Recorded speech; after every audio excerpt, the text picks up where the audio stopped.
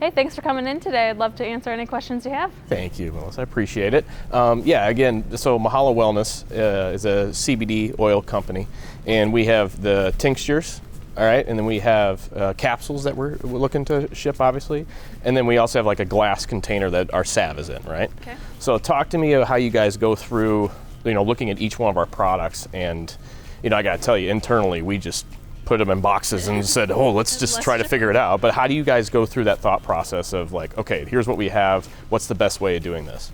Yeah, so usually we ask for, if you don't have all your products in-house yet, we ask for a sample of each one. Okay. So we can package it and throw it around a little bit, test it. Okay. Obviously, we try to stay pretty eco-friendly here, so we don't use bubble wrap anymore. We use this it's called Giami paper. It actually works better than bubble wrap, and it looks way better to the end user because they're not have all this plastic. And stuff everywhere. Okay, yeah. Gotcha. Very cool. Very cool. And that's the other thing. So obviously, logistics, taking care of this stuff. We were doing it out of our, out of one of our offices of one of my partners, right? Yeah. And that was working to a certain point, but it can get pretty cumbersome. The one thing that is extremely valuable to us is not just looking at the logistics and the blocking and tackling and you taking care of this for them, but the brands that I know that you've worked with in regards to not shipping product, but the entire customer experience, right? So there's marketing and then there's the customer experience and how some of these subscription companies or some of these companies that are basically live and die about you reordering. They deliver an amazing experience. So is that something you guys spend a lot of time on with customers? We do. We have done a lot of FaceTime with our clients, showing them this is how it looks when it's packaged, or these are your options, and they tell us, we love that one, we don't like that one. Okay. We also help a lot with PDQs in stores. Okay. So for example, we'll have you send us a thought process you have. We'll help manufacture it with our vendors and make sure that it holds the right amount of product you want, and it makes sure it looks good sitting on a shelf at Target or CVS. Okay, which is fantastic because we work with a branding company that went through our entire brand and then they started doing in-store setup because we do have a B2B component and we want to have a nice in-store setup within our distributor, right? Yeah. And then we just didn't we're like, okay, how the heck do we even execute that? That looks really pretty on that piece of paper, but is this legit, number one? Yeah. Can we ship this, number two? And, three, how do we get it done? Yeah, so that's what we help you guys do. We will help you with the PDQ. Obviously, if you have a design that you want to stick to, we can. If you want different options, we can help you with that.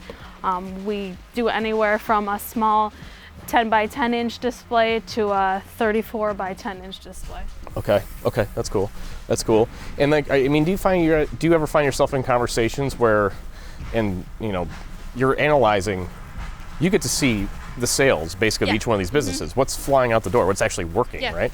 So, I mean, given product category, can you kind of give us context on, for some reason, when you hit this market, these price points are really working at a consumer level? Like, do you guys talk through that? You are any of those conversations on that, or trying to bundling packages to hit certain price points? So we would love to be. With some of our clients we are. Some of our clients like to handle it.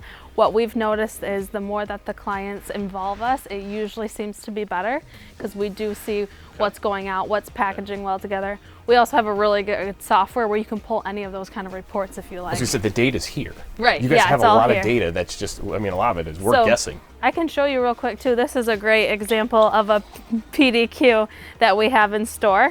So we help our vendors set up something like this. Okay, obviously, that's very cool. It's a pretty simple cardboard display, but as you can see, it looks nice. And this one holds 8 products, but you can do anywhere from 2 to 4 to 10, so that's kind of up to you. So how would you actually ship this?